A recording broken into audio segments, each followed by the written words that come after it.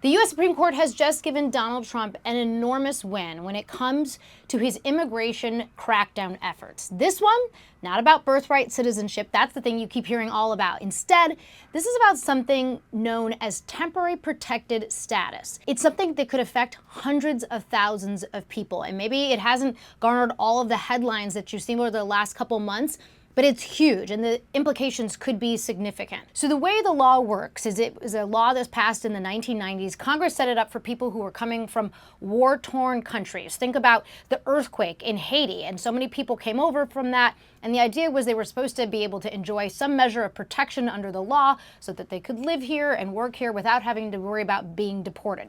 The Trump administration decides they want to cancel that protected status for people coming from a number of different places, including Haiti, and Syria. Immigrants' rights groups sued, and in the lower courts they won. But today the Supreme Court says no.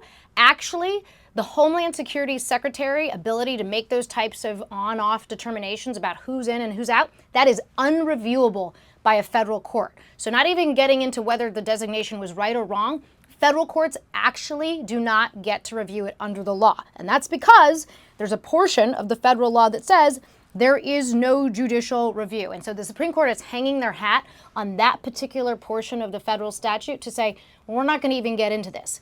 But they have to look at some of the things that the president has said, in particular about Haitian immigrants, because you've probably seen a number of derogatory statements that President Trump has made about Haitians over the years. The court doesn't want to touch those either. And instead they say, we don't need to get into whether this is racially motivated or not, this ability to cancel TPS. Instead, we're going to say there were some non-racist motivations here, at least as stated by the Trump administration, so we don't even need to get into it. So the upshot is hundreds of thousands of immigrants can now be deported because of this decision. This is the thing that does it. But that wasn't the only huge move that the Supreme Court made when it comes to immigration today.